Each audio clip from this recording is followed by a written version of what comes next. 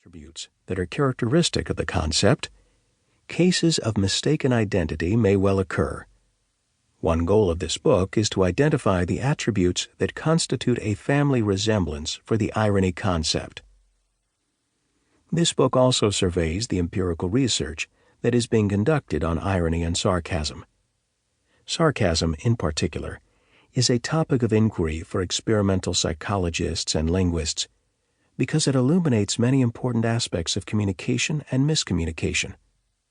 An appreciation of why people choose to express themselves in such ways and how they go about signaling these intentions will greatly enrich our understanding of language and behavior. The story of the life and times of irony is fascinating and richly textured. It spans ancient Greek philosophy and Roman rhetoric, as well as modern literary criticism and media studies. It has also evolved and adapted, mutating from a verbal figure of speech into written and online forms. And as an attitude, it continues to be both admired and vilified. In short, its multifaceted nature can tell us a great deal about what it means to be human. Roger Kreuz, March 2019, Memphis, Tennessee. 1. Some preliminaries. Non-literal language. People use verbal irony and sarcasm to say things they don't literally mean. Although scholars debate the meaning of the word literal, for our purposes it is good enough to define it as language that is simple, direct, and unambiguous. A literal message doesn't require any additional context to be understood, and it has no hidden motive or agenda that we must infer. The message is the message. 2 and 2 add up to 4. At first blush, it might seem that literal language would be the ideal form of communication. It's clear, easy to understand, and unlikely to be misunderstood. However, if people only employed literal language, it would render communication devoid of nuance, innuendo, humor, and poetic turns of phrase. Communication would be straightforward, but also incredibly dull. Non-literal turns of phrase like variety are the spice of life and of language.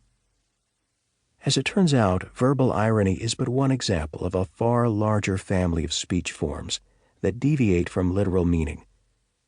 Such figurative or non-literal language has been an object of study for millennia. Traditionally, it was the province of poetry and literary criticism. More recently, it has become a topic of inquiry for cognitive scientists and computational linguists. Taken as a whole, such turns of phrase are referred to as figures of speech, and they constitute an important part of the modern discipline of rhetoric. Because of this rich and varied history, a formidably dense vocabulary has evolved to catalog the many forms that such language can take.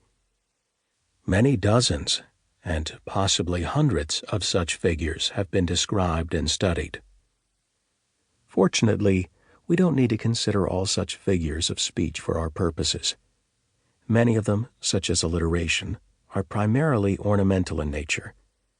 We could replace a phrase like the fickle finger of fate with the capricious nature of destiny without really changing its meaning.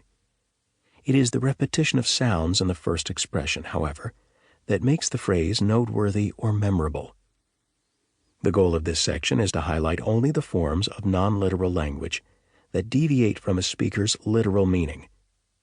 This is the attribute that these forms of language share with verbal irony, and many are used in the service of irony. Before going any further, therefore, it will be helpful to introduce the cast of figurative forms that irony frequently associates with. Let's start with metaphor. A statement like, "The lecture was a sleeping pill," isn't literally true. A speech isn't a drug, but the sentence makes sense if we map a salient attribute of sleeping pills, things that induce drowsiness, onto the concept of lectures, thus making the point that the lesson was exceedingly tedious or boring. In the case of metaphor, such a comparison is implicit.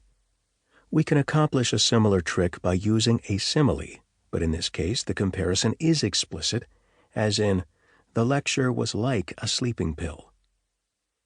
In other cases, a statement